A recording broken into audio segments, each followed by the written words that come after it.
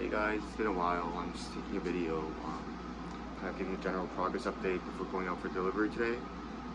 Yeah, it's pretty exciting. I have a few individual customers that I just delivered to here and there, and I have one restaurant customer I've been delivering to every Thursday. So I'm just delivering some oyster mushrooms to them. You can kind of see down here I have a box of like oyster mushrooms, and just gonna take this over to the restaurant this morning. But yeah, things have been running pretty smooth. I feel like I haven't really made too many operational changes to the whole basement since the last update video. I have the two grow tents running smoothly, the preconditioning room in the back. I have the mushrooms colonizing. It's the reishi over here. It's been about a month and a half since I inoculated those, and I have the Italian and mine's been in the back.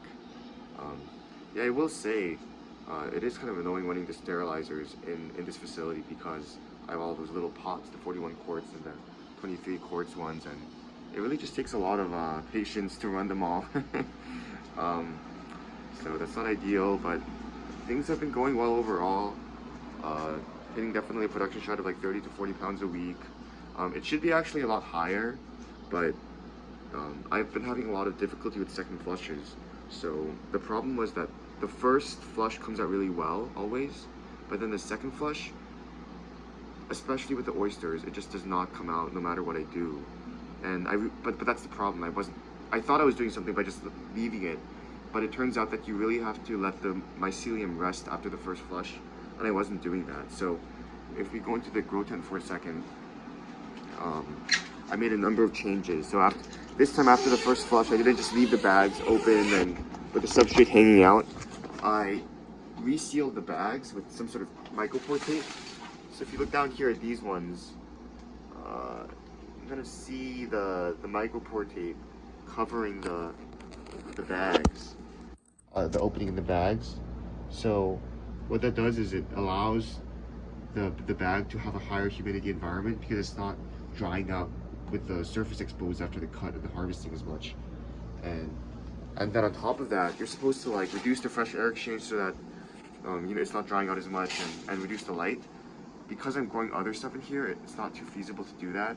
So I took my old bike cover and I covered this up well, and I think that's kind of doing the trick. So it really minimizes light, increases humidity, decreases fresh air exchange, and those are all kind of things that allow the mycelium to rest.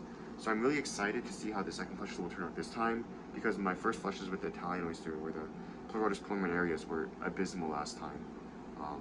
But hopefully these changes should make a big difference, and I should really get up to speed on the oyster mushroom second flushes and overall yields thanks to that.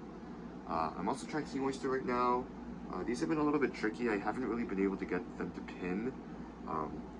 So there are like these little white dots at the top of the surfaces. I think let me try to face the camera down. So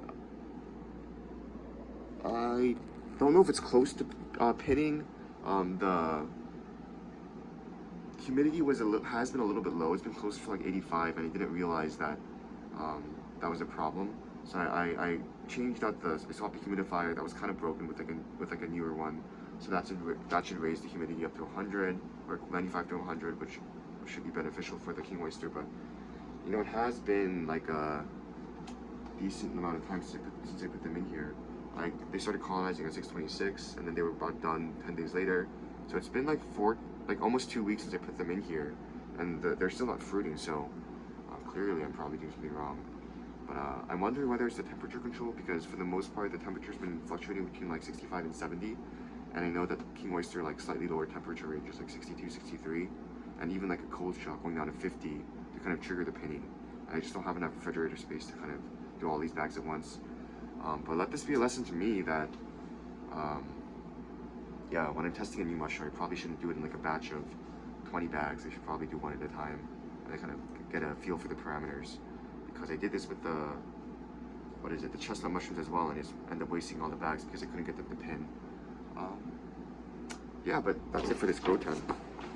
I do have to head out for the deliveries in a second, but yeah, the second flushes and the king oyster, and those are probably the two big problems that I'm working with this week. And yeah, that's about it.